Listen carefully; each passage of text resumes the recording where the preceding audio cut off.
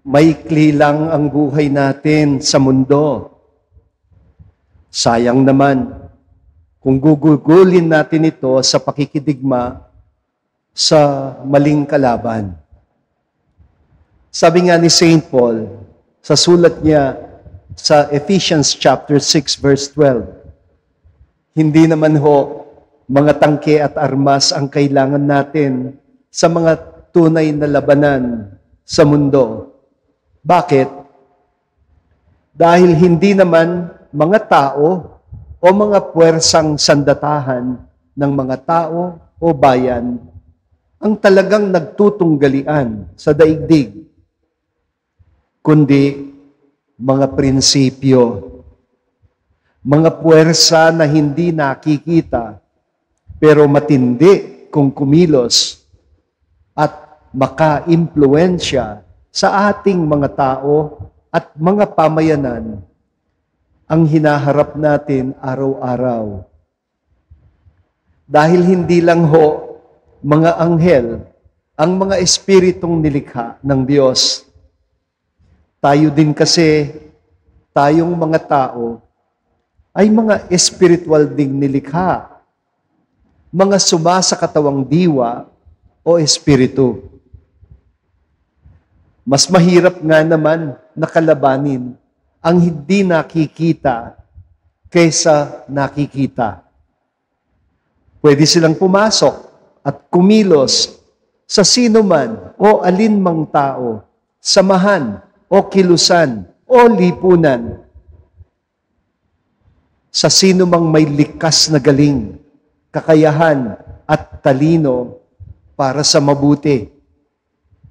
Pwedeng kasangkapanin ng mga puwersang espiritual ang kahit na anong institusyon na may balangkas ng tao. Kumbaga, sa mga kabahayan natin, pwedeng anayin ang mga poste sa loob ng hindi namamalayan ng may bahay. At bigla na lang guguho ito kahit gaano pa kaganda, kahusay, o kagaling ang pagkakagawa ng bahay. Tayong lahat ay nilikha na likas na mabuti. Hindi lang tayo, kundi pati na rin ang lahat ng ating mga kapwa nilikha sa mundo. Sabi nga ng kasulatan, nilikha tayong mga tao sa hugis at wangis ng iisang Diyos na mabuti. Pero nilikha rin tayong malaya na magpasya o pumili na gamit ang talino ng isip, puso at kaluluwa. Nilikha tayong may kakayahan na kumilatis sa kalakaran ng mga bagay-bagay at mga pangyayari sa buhay. Ito kasi ang tunay na larangan ng spiritual battle o digmaang espiritual, ng tunggalian ng mga mabuting espiritu at mga espiritong napasama dahil naligaw ng landas o nawalay sa kabutihan. Sa ganito rin natin maiintindihan ang sinasabi ni Jesus sa ating ebanghelyo ngayon. Ang takbo daw ng kaharian ng Diyos ay katulad ng ginagawa ng mangingisda kapag nakahuli ang kanyang lambat. Pagkaahon sa bangka niya, nang nalambat niya, hindi naman ho lahat ay iuuwi niya. Ang iba ay itatapon niya. Nagsosort out siya, pinipili ang mabuti at iwinawaksi o tinatapon yung walang pakinabang.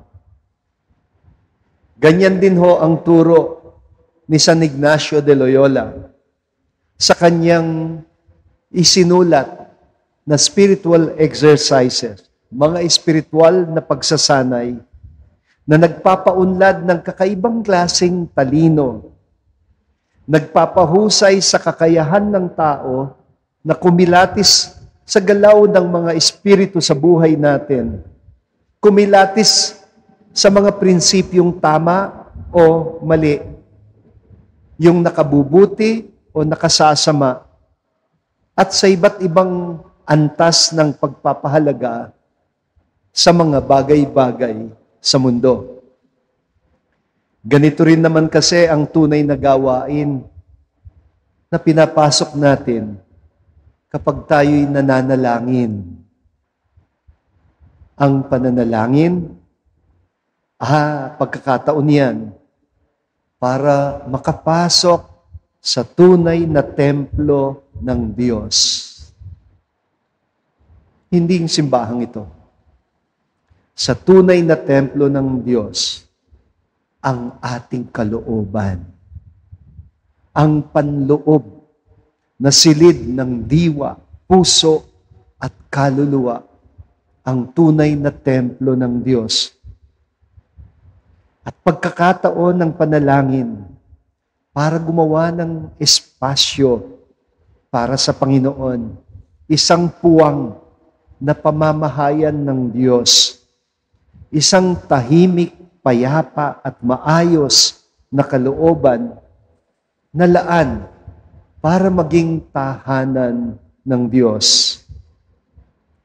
Sabi nga ng ating salmong tugunan sa araw na ito, na galing sa Salmo 84, verses 2 to 3, nananabik ako na pumasok sa iyong templo, O Panginoon, o makapangyarihang Diyos, doon kung saan kahit ang mga ibong maya ay nakakatagpo ng pamumugaran para sa kanilang mga inakay.